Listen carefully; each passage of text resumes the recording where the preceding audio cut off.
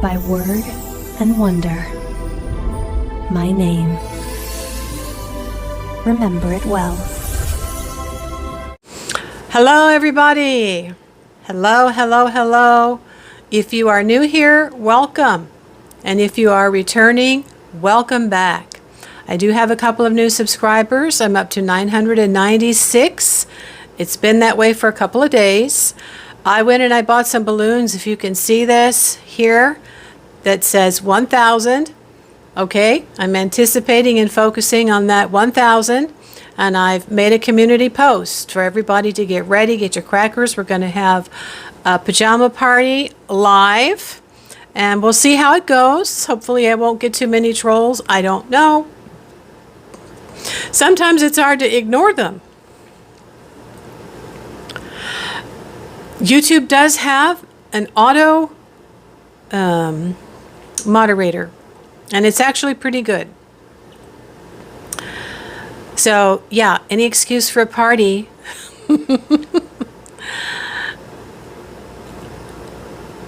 There goes the ring light. I am here today to talk to you about something I've talked about several times in a couple of videos. I sprinkled it throughout the video in talking about manifesting money.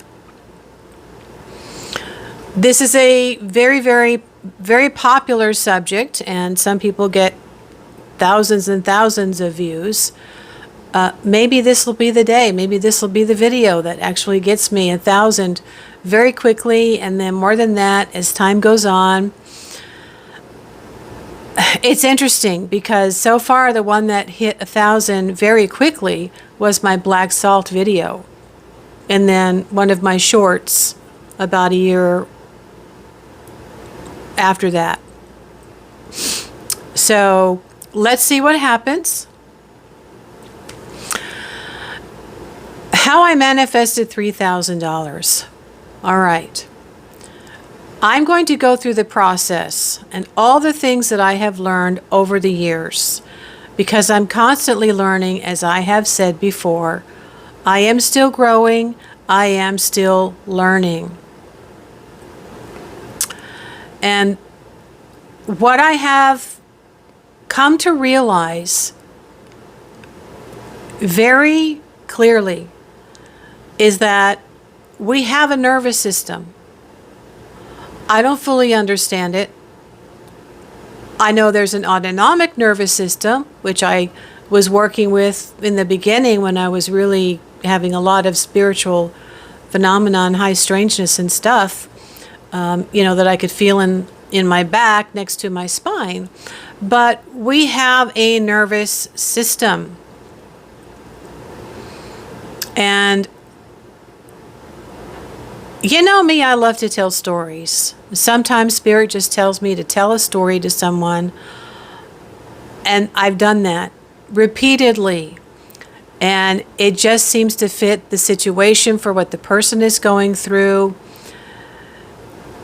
The movie Inside Out, if you haven't seen it, let me give you a homework assignment, is brilliant. The first one helps us understand our inner parts. We have many inner parts. And for some people, our emotions can change from hour to hour, every half hour, every few minutes. That's a highly dysregulated person. And that is the word I'm going to be using more often here, okay? It is responsible for how we either create a state of mind, how we navigate through life, interact with other people, do our job, everything in our life, okay? A dysregulated nervous system is going to affect every area of your life. Now, my mother had a very highly dysregulated nervous system because of what happened to her when she was a young girl. And so she had a shaky, it was evident by her shaking. And so she did get on prescription medication. Other people, they might just have a nervous system that was prone to becoming weak. Maybe they are deficient of certain vitamins or minerals. Other people have anxiety and fear-based thoughts. But again, that goes with the dysregulated nervous system. I have said everything begins with a thought. Now today, I'm going to reveal to you, I've said this before, but I'm going to reveal to you exactly what it is that causes things to actually manifest when you have got your focus and you have set your intention, okay? What you have been thinking on will manifest.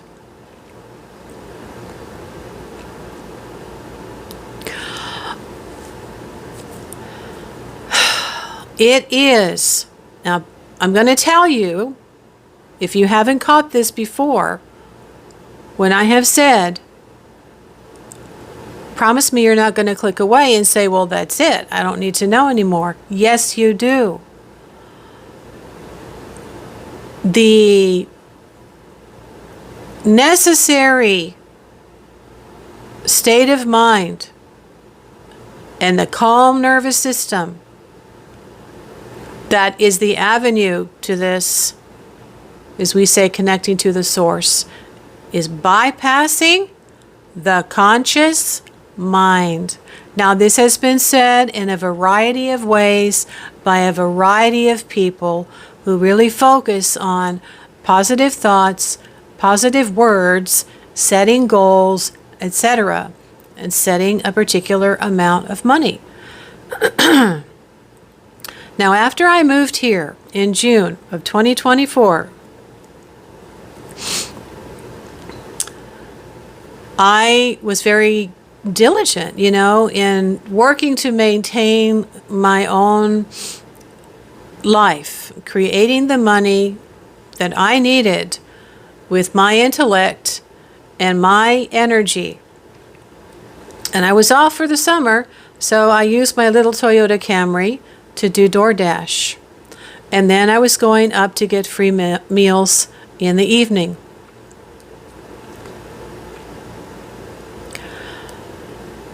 But I had stepped on the temple path in, I believe it was May of that year. Hold on. Yeah. May of 24. So it's already now May of 26. I've been on the temple path now for 2 years.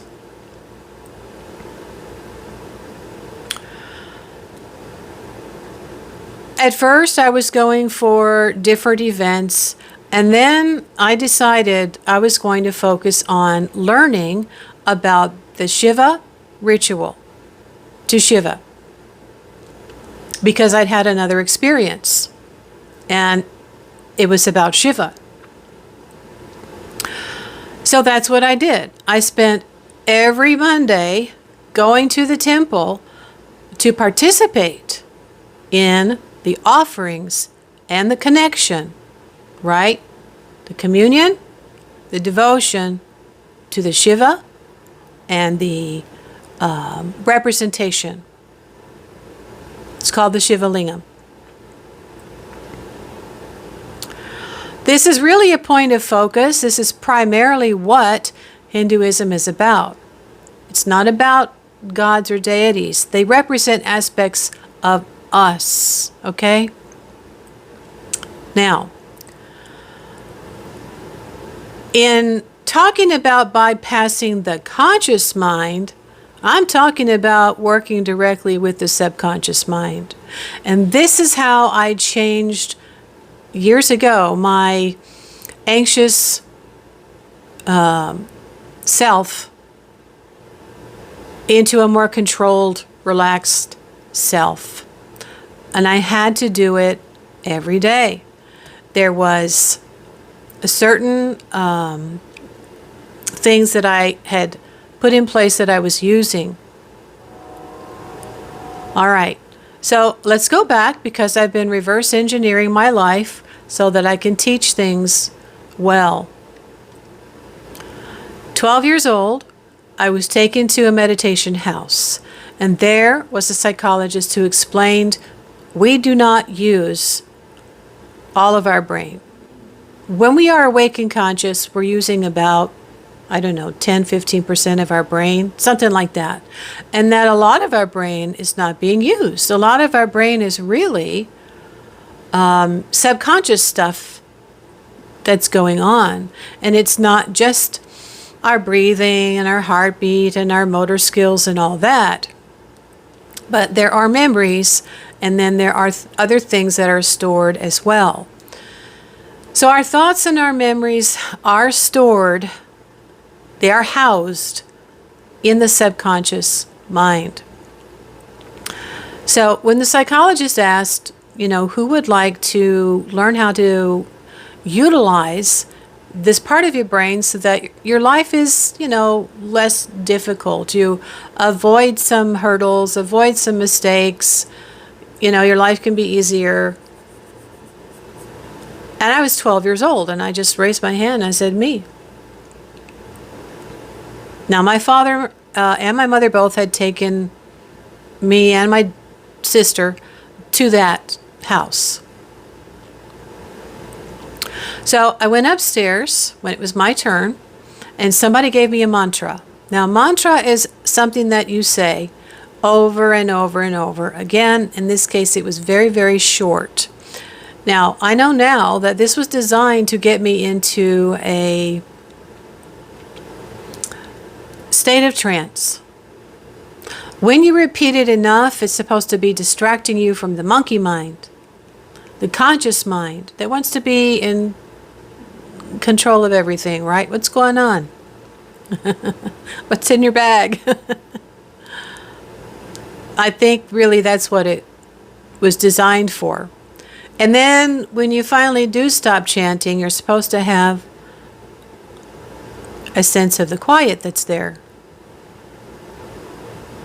Now this takes practice, and this is the first step. Now I think they also told me that I needed to relax. I needed to be sitting up in bed every morning when I first woke up to do this. While I'm in that state of mind, just sit there and then start the process. Now, it took me a couple of weeks to actually get into the hang of it. It was difficult for me to stop the monkey mind, to stop the thoughts from coming in. But they told me that's okay, because we went back like once a week or so. Just let them come. Don't give them any power. Don't feed into them and start focusing on them. Just keep chanting, keep breathing. I've already demonstrated a little bit of breath work here. As time went on, I went to Civil Mind Control, and there we learned how to take the relaxed state of mind and visualize.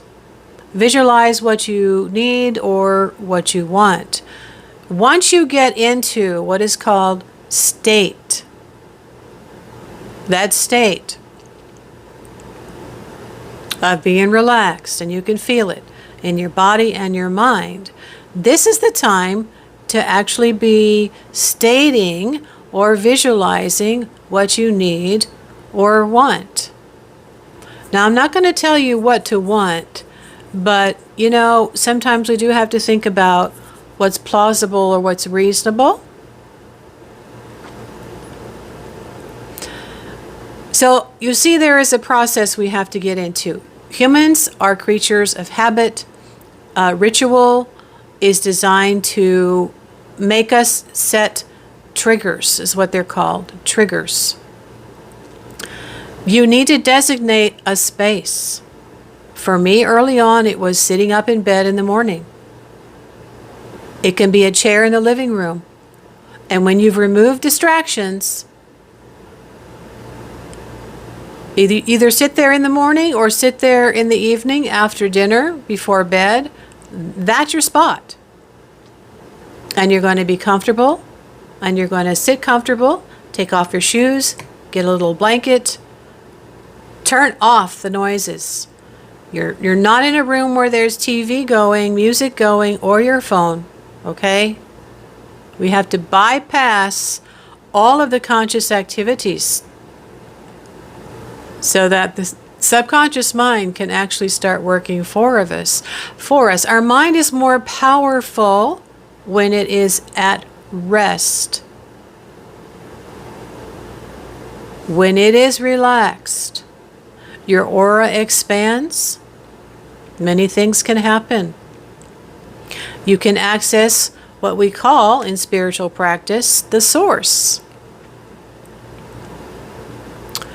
So these are the first steps. You've got to learn how to breathe. You've got to breathe in.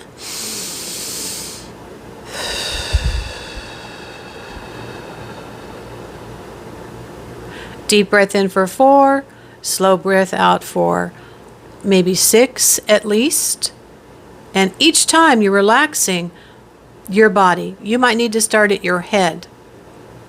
I had purchased a series of tapes after Silva Mind Control, and this is what I was led to do in the guided meditations, and that was to do the breathing and then focus on one section of my body at a time until I was so deeply relaxed from head to toe.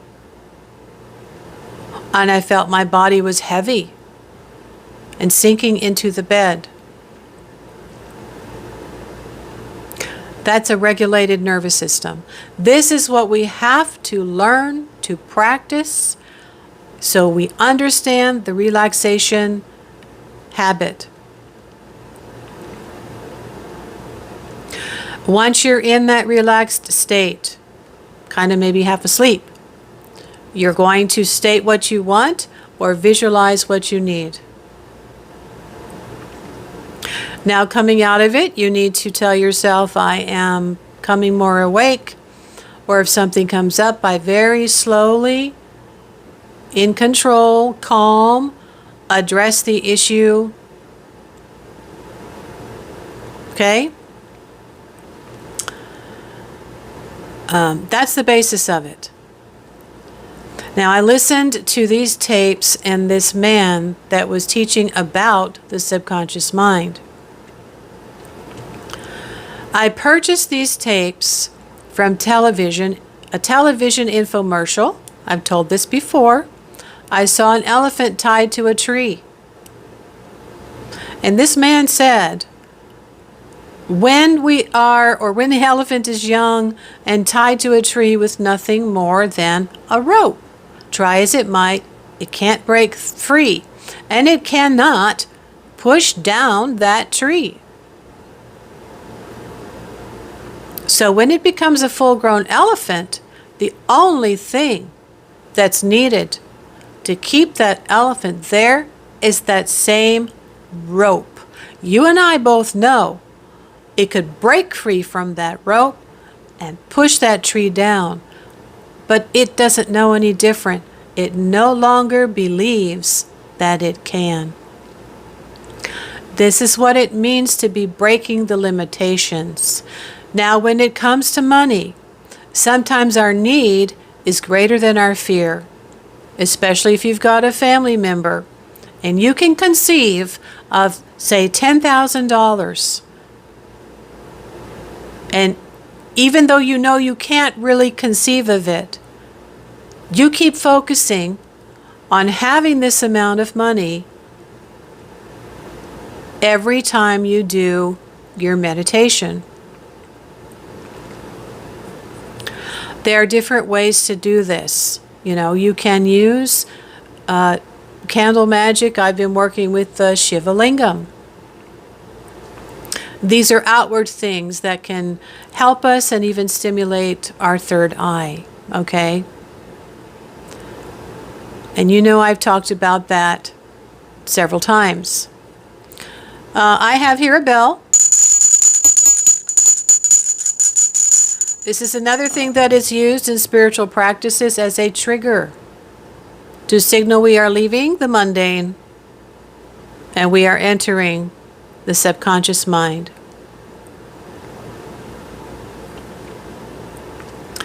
There are other things that you can do, but I've already described to you the basic process. Now, when I was first learning about self-hypnosis and what had happened to me, because I had some dramatic things happen as a result of practicing every day and just shutting the door and getting away from my crazy life. I had a very, very profound dream. I began to search and search and search and discovered what I was doing was self-hypnosis. I read some stories in a book I came across in the library, and this is where I began to see that it is important to have a caveat. And this was not something that had been stated in the series of tapes I was listening to and learning from, along with affirmations, right, and the breathing and all of that, and the visualizations. There was not a caveat. So in this book of self-hypnosis,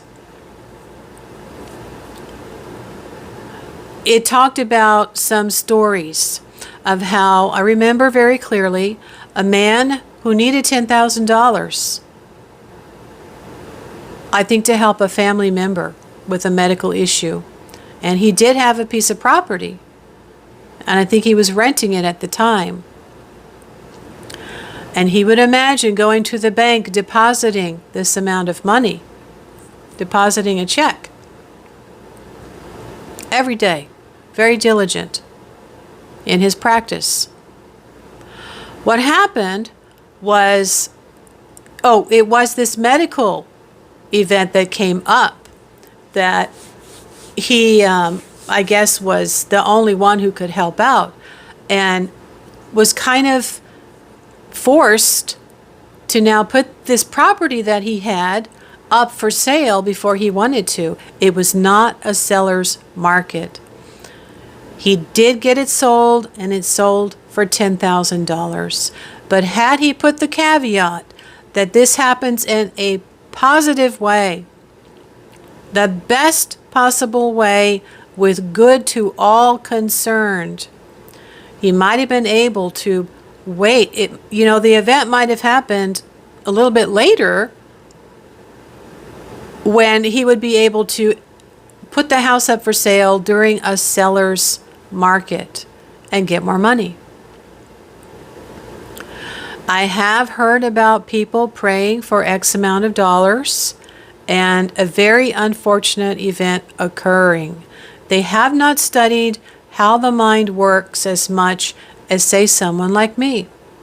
They don't understand what they saw as a blessing because, not everybody was killed. Might not have happened at all if they had put in place the caveat that no one is hurt and everything happens in a positive way, aligned for the best purposes, in the best possible way, with good to all concerned.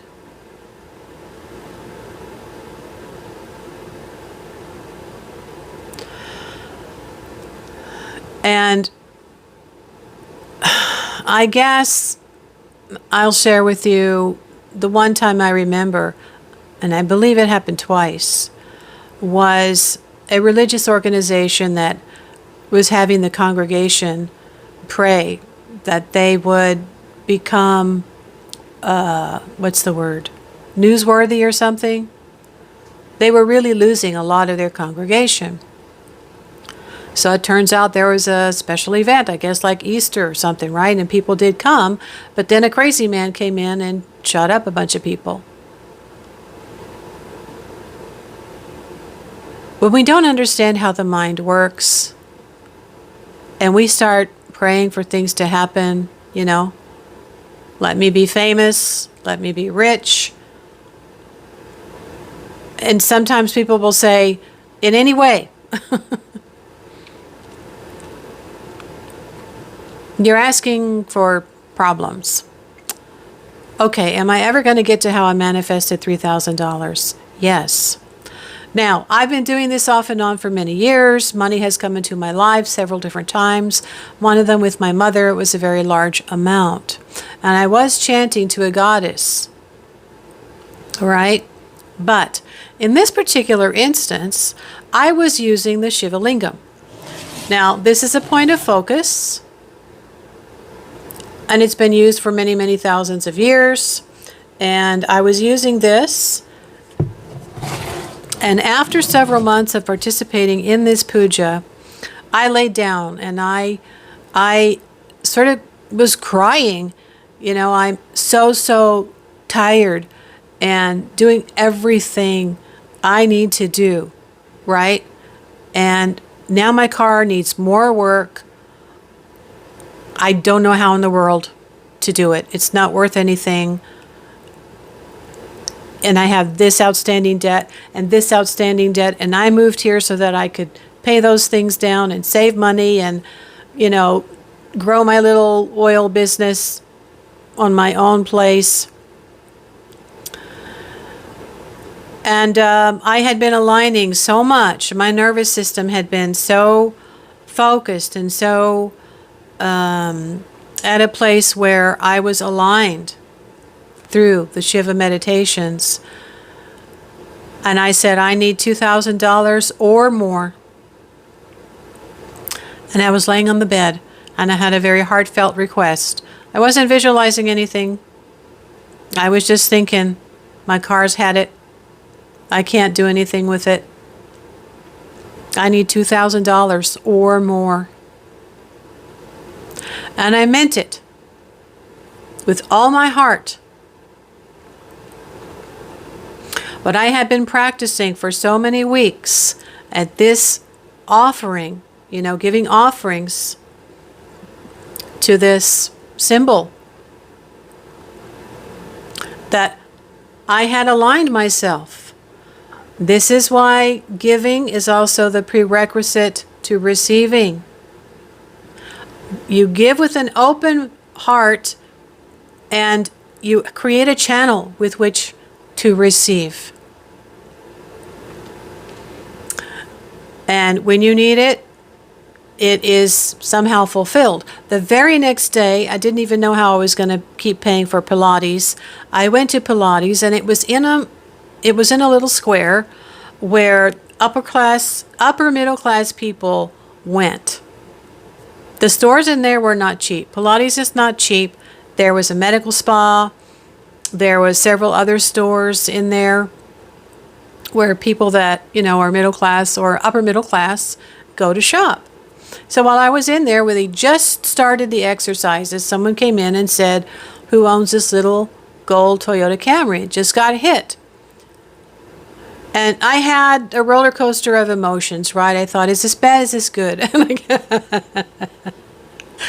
I kept thinking that for the next half hour. And the ladies that hit me with their gigantic SUV, I was parked on the corner, they couldn't see me in their rear view camera, and they weren't using the side view mirror. So, yeah, they stayed. They got out. And then, fortunately, I had a witness.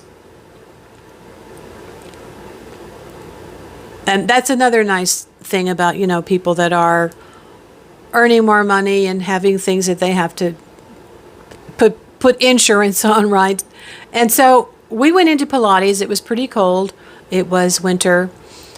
And we waited, and we exchanged all the information. So over a period of about a week or so, I was talking back and forth, and they had not yet come to pick up my car, and they were supposed to. So the next week, like 2 weeks after, I called and I said, well, are they coming? When are they coming to get the car? Oh, well, they should have been there. I'll call them now. They will come. Meet them out there. And by the way, if you want, you can come and pick up the check. So I drove not too far away the next day and got my check. I went in, I got my check. And she had said to me, now, we did have to take off a little bit, for processing fee, and your card, it wasn't worth much. I said, I know. So I thought, at this point, if I get $1,200, I can pay off the car repair loan, catch up on a few things. I went in, I got my check, said thank you very much, got back into my truck. Thank goodness I had another vehicle. Opened up the envelope and saw $3,000. So what I have learned is you don't necessarily have to limit it to just X amount of dollars. You can leave an open end and say $2,000 or more. And you might be surprised. Now, this has been 30 minutes. I would kind of like to go longer. I hope that you are really starting to understand what I'm trying to say here, okay? Now, a spiritual practice is a little different in that we will add things such as a candle. Now, this would be a Dia lamp. This is my version of a Dia lamp. I need to get a Dia lamp. Oil with a cork. This is a point of focus, everybody. But it also represents male and female. And when the liquid comes out, it represents birthing our desire into the physical. I've talked about that. So we are seeing the process. It's a spiritual concept, right? It's not just I'm working with my subconscious mind. We are beings of energy, and part of that is a spiritual masculine, feminine creation energy that everybody has. It is the energy of creation, all right? You have to have both the male and the female aspects, as above, so below. And the male form is the solid form, and then a lot of liquids that represent femininity are put on the form, and they come down and out of the round bowl, and it has generally a place for the water to come out of, for all the liquids to come out of that represent birth,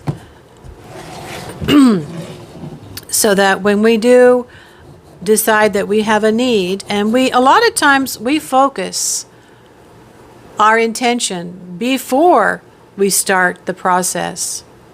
So that is another aspect of it. If you do candle magic, I can also talk about this at another time, where you can use a candle. Let's see, do I have one here?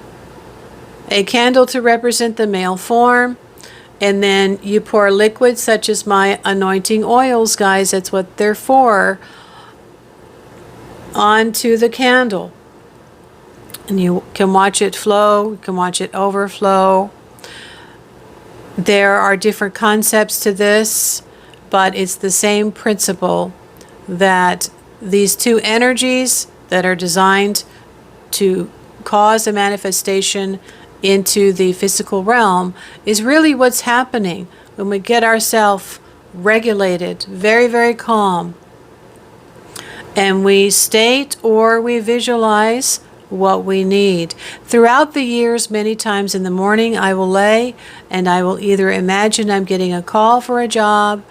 Back in the day when I was a Girl Friday, I would imagine where I was, going to work, or the agent was calling me on the phone, and it would happen, and I would get a lot of calls. The same thing has happened as a substitute teacher in the mornings, as I sit in my spot and I relax and I'll think about what type of a job I would really like to do that day. And a lot of times it comes up and I get it. So I guess I will stop there for now. I hope you understand that there are some things you do need to put into place to set triggers. We are creatures of habit. Once we get those in place, the mind goes, oh, we're doing this now. Time to relax, shut out the mundane world. We are entering the subconscious mind. We're bypassing the conscious where we would have questions or objections or intrusive thoughts. And this is where we can actually change how we think and feel. I've seen it happen to my mother. I saw her change right before my very eyes after practicing every day for several weeks. But she didn't make it a way of life. She didn't keep it up. So, in this crazy world we live in, we do need to make it a habit for a few minutes every day, morning or evening. You can leave a question, please, or a comment. I have a viewer from Canada. Hello. You can tell me where you're from. Again, get ready for hitting 1,000. We will go live. We will have a little get together. We will have a party. And I'm thinking, if there's someone out there that's working in tarot, right? Practicing tarot, and you have a question about one or the two cards that have come up.